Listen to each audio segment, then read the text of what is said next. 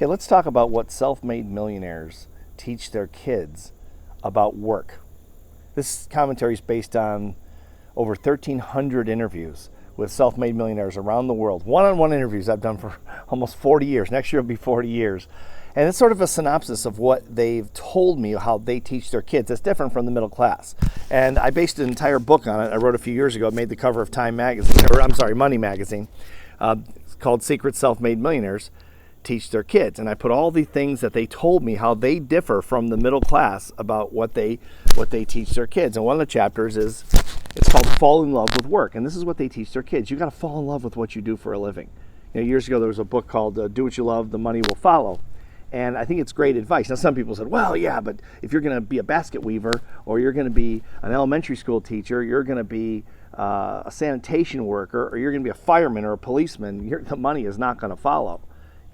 Well, that may be true. Those jobs are all noble professions. A basket weaver, I'm not sure that's an actual job, but the rest are noble professions, and there's nothing wrong with that. And people have taken some of those jobs and turned them into something else where they made money. But what they told me was, and I agree with this 100% as an entrepreneur, self-made millionaire as myself, I agree that the love of the work is far more important than the money. That said, I would angle what you do toward making money, and if it can't make money, I would take something a little bit different that you can make money in, because if you don't make money, you're going to struggle your entire life. You're going to work for someone who does make money. And I don't mean you have to be a self-made millionaire. I don't mean you have to be rich, whatever rich means to you, okay? You don't have to have that. What you want is financial freedom. This is what they told me. This is what I believe as well.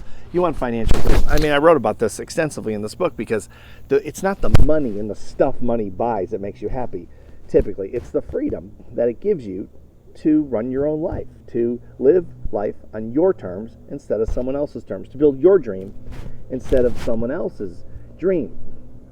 I mean, I'll give you an example, my own personal example. I was always into mental toughness because I struggled with that as a professional tennis player, as an amateur tennis player, and then I went pro, played college and went pro, and I struggled with it. Some days I was really mentally tough, and other days I wasn't, and I wanted to know why, so I studied. I studied psychology, I studied philosophy, I studied lots of different things, trying to fix my inconsistency. I was mentally tough some days, but other days I wasn't, and I was just inconsistent, so I became obsessed with this, and I ended up finding the answers and loving the work. So I started working with professional athletes, and I worked with some of the best in the world in Olympics and sports and professional sports, and the Boston Celtics, and the Florida Marlins, and Ohio State Buckeyes, and lots of fancy, flashy teams and people. Here's the problem.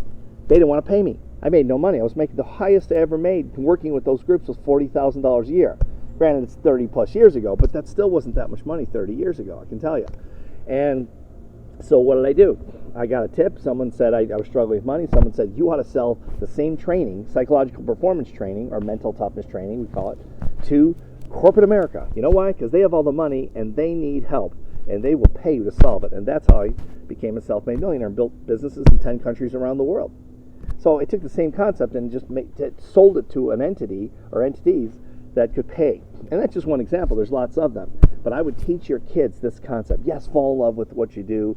The money is totally secondary, because if you've ever had money, you know what I'm talking about as a parent. But if you haven't had money, typically the way it works when you interview people that have more than they need is you get financially free, and that's a great, phenomenal thing. One of the best things in life is to be financially free, okay? But beyond that, that's the biggest value of it, is your freedom. You don't have to worry about it. Okay, beyond that, buying big house, I've done that. Everybody's done that. Probably that's had money. A lot of people have, and it's still a house, and it's a fancier house. It's a fancier car, and it's a fancier shirt or shoes or whatever. It's all the same. So you get used to those things very, very quickly, and so the real value of it's not in the stuff, because the stuff gets old very, very quickly. It's like eating a hot fudge sundae. It's fantastic for the first 30 seconds, maybe a minute, and then you kind of get used to the hot fudge. Okay, same thing with money, but it is important to be financially free. So if you can teach your kids to love what they do and then angle it towards something where they can at least become financially free, and that means different things to different people, of course, but just so they can live life on their own terms. They don't have to answer to a boss or something they don't want, and maybe they do want to answer to a boss, but they have the choice not to answer to a boss. It's like being married. You make a choice to be married, and you do answer to someone when you're married at some level, but you've chosen to answer to someone at some level if you're married, okay, or in a serious relationship. It's the same thing. But you want them to have this freedom, this financial freedom, fall in love with the work, find something they love to do, and then angle it toward a market where they can make a profit. And if there's not a market, okay, then I would take what they fell in love with and try to help them angle it toward a market that will pay them. And usually there's an answer. Clearly, and I'll wrap up with this, clearly this is not an easy thing to do. It took me years to figure this out. It took me a good 8 years of teaching tennis and coaching mental toughness on the side, because I wasn't even paying enough to do that, to make it full time, to figure it out. And it was very frustrating. But once I did, it came pretty quickly, within 3 or 4 years.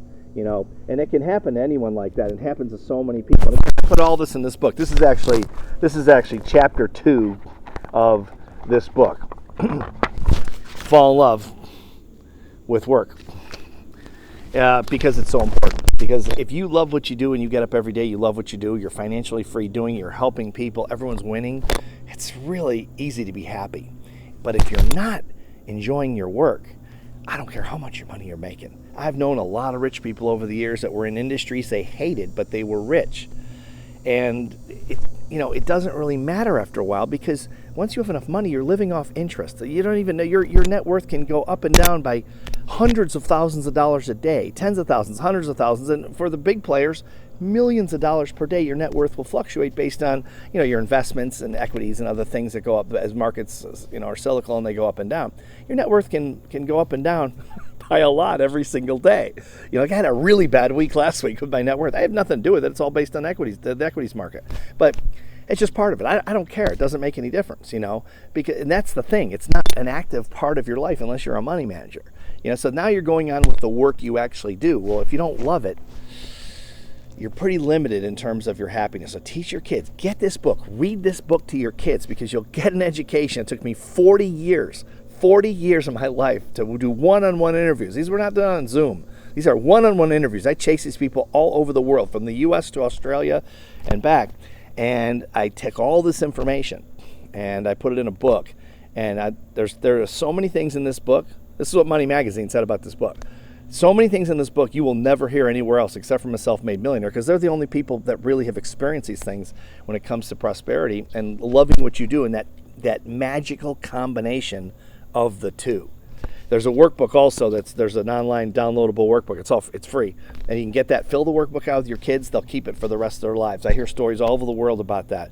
So give them a gift of teaching them how people think about money, so they are financially free, maybe in their 20s or 30s, and they can live life on their own terms. It's a gift you just couldn't even put a price on, really. Thanks.